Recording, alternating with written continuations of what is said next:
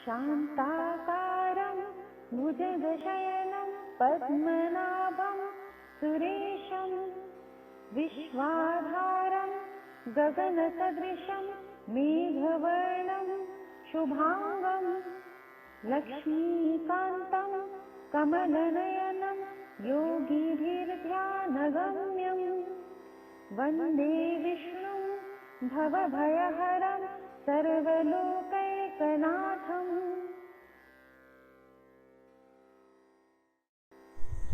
जय श्री कृष्ण। आज नागनाथ ज्योतिर्लिंग का इतिहास हम जानेंगे।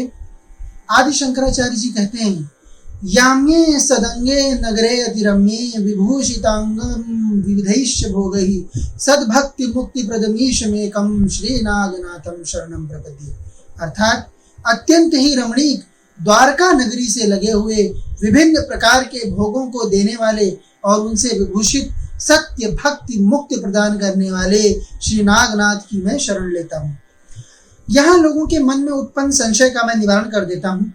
जब मैं ध्यान अवस्था में श्री आदि शंकराचार्य जी में प्रविष्ट होता हूँ तो इस श्लोक को बताते समय जो उनके ध्यान में रहता है वह है द्वारका नगरी, जिसे देखकर वे पूरे भाव विभोर हुए रहते हैं। और उस नगरी से एकदम लगे हुए वन में शिव के भोगों से युक्त, शिव का भोग मतलब विलास की चीजें नहीं, सर्प आदि उनके गण, धतूरा बेल पत्र भांग ही उनका भोग है।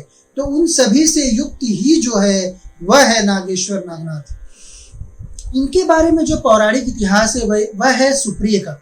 सुप्रिय नाम का एक वैश्य द्वारका नगरी में निवास करता था। वह भगवान शिव का अनन्य भक्त था। उसी द्वारका नगरी में वन में दारुका नाम का राक्षस रहता था।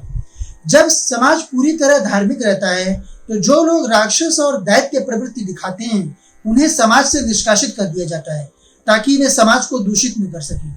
इसीलिए आप सभी पौराणिक कथाओं या इतिहास को सुनेंगे तो आपको ऐसा ही सुनने को मिलेगा कि वह राक्षस इस जंगल में मिलता था, वह दैत्य वहां समुद्र के किनारे मिलता था।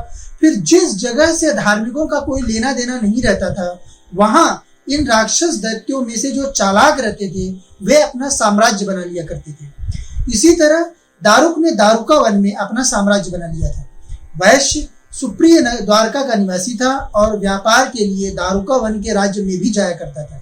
वह शिव का परम भक्त था। जैसा राक्षसों के राज्य में होता है कि सनातन धर्मियों को उनके कर्मकांड करने इत्यादि की पाबंदी रहती है, पर सुप्रिय अपनी नित्य संध्या अर्पित करता ही था, चाहे वह व्यापार के लिए कहीं भी हो। एक दिन जब वह संध्या कर रहा था तो दारुक राक्षस के राज सिपाही उसे उठा ले गए और कारागार में डाल दिया। कारागार में भी वह अपनी भक्ति से दूर नहीं रहा और भगवान शिव की नित्य संध्या अर्पित करता रहा। यह देखकर सिपाहियों ने दारुक को यह बात बताई। दारुक कारागार में आया और उसने सुप्रिय को उसकी पूजा रोकने के लिए कहा। फिर भी सुप्रिय ध्यान से बाहर नहीं आया। एक एक करके उस राक्षस ने सभी बंदियों को मारना प्रारंभ कर दिया। फिर भी सुप्रिय भगवान शिव का ध्यान ही करते रहा। अपने भक्त की यह भक्ति देखकर प्रभु भोलेनाथ प्रकट हुए और उन्होंने सुप्रिय को अपना पशुपशास्त्र दे दिया और वह अपने साथियों की हत्या का बदला दारुक से ले सके। और सुप्रिय ने उस अस्त्र से दारुक का वध कर दिया। उसी स्थान पर सुप्रिय के भय को हरने वाले महाशिव ज्योतिर्लिंग रूप में उपस्थित रह गए।